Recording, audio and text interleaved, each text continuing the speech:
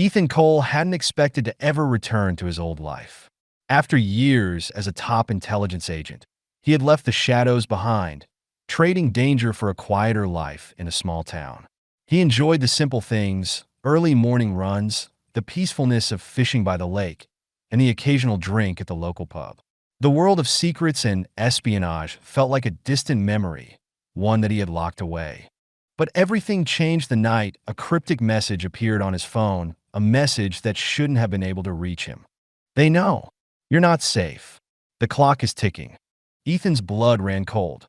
It was a message he hadn't seen in years, one that came from a ghost, someone he thought had disappeared long ago. His instincts kicked in immediately.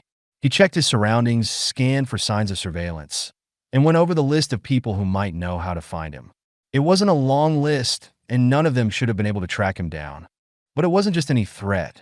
This message meant something bigger was in motion, something connected to a past he had buried. The next morning, he packed his essentials and vanished from town without a trace. Ethan knew the clock was indeed ticking, and whatever was coming for him wouldn't stop. He had to get ahead of it. Ethan's search for answers led him to Paris, where an old contact, Ava, worked as an information broker. Ava had been one of the best in the intelligence world, with access to networks few could even dream of. If anyone could help him unravel this mystery, it was her. He found Ava in a quiet cafe, her eyes sharp as ever. She greeted him with a smile, though it didn't reach her eyes. "I thought you'd left this world behind," she said, sipping her espresso. "I had," Ethan replied, sliding the message across the table to her. "But someone brought me back." Ava's face grew serious as she read the message. This is from the Raven Project. I haven't heard about them in years." The mention of the Raven Project sent a chill through Ethan. The Raven Project was a shadow organization, one that dealt with highly classified, dangerous operations across the globe. Its agents worked behind the scenes, manipulating events and people for their own agenda. Ethan had encountered them once, but it had been a long time ago, and he had thought the project had been dismantled. "Why now?" Ethan asked, leaning forward. "Why come after me?" Ava shook her head. "I don't know. But if the Raven Project is active again, it means something big is happening. And if they're coming for you, it's personal." The clues led Ethan on a chase across Europe. From the streets of Berlin to the canals of Venice, he uncovered pieces of a puzzle that revealed a terrifying conspiracy. The Raven Project had never been dismantled. It had simply gone underground, growing more powerful and more dangerous.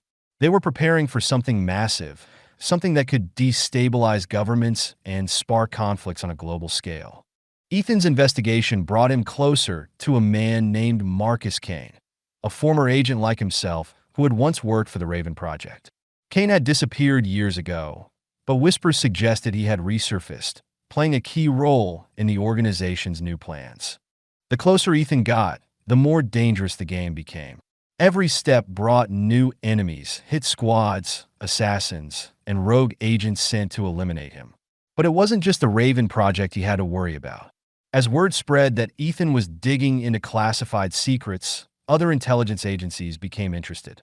Soon, he found himself hunted by not only the Raven Project, but by organizations from his own past. Some wanting to help, others wanting him silenced.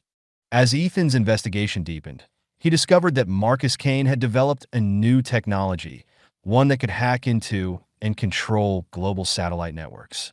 If the Raven Project got their hands on it, they would have the power to disrupt global communications, manipulate data, and cause untold chaos. Ethan knew that stopping Kane was the only way to prevent disaster, but it wasn't going to be easy.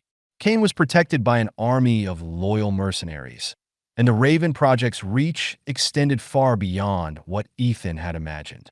Along the way, Ethan found allies in unexpected places. There was Nadia, a former MI6 operative who had gone underground after a botched mission. She was brilliant, resourceful, and had her own reasons for wanting to take down the Raven Project. Together, they formed a tense but effective partnership, relying on each other's skills to stay one step ahead of their enemies. There was also Michael, a hacker who had once worked for the CIA's cyber division. Michael's skills with technology were unmatched, and he became a crucial part of Ethan's plan to stop the Raven Project's satellite hack.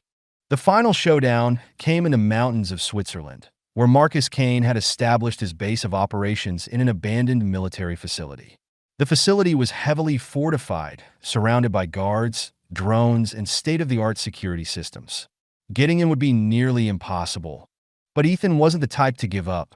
He and his team launched a daring infiltration, using Michael's hacking skills to disable the security systems and Nadia's tactical expertise to navigate the heavily guarded facility.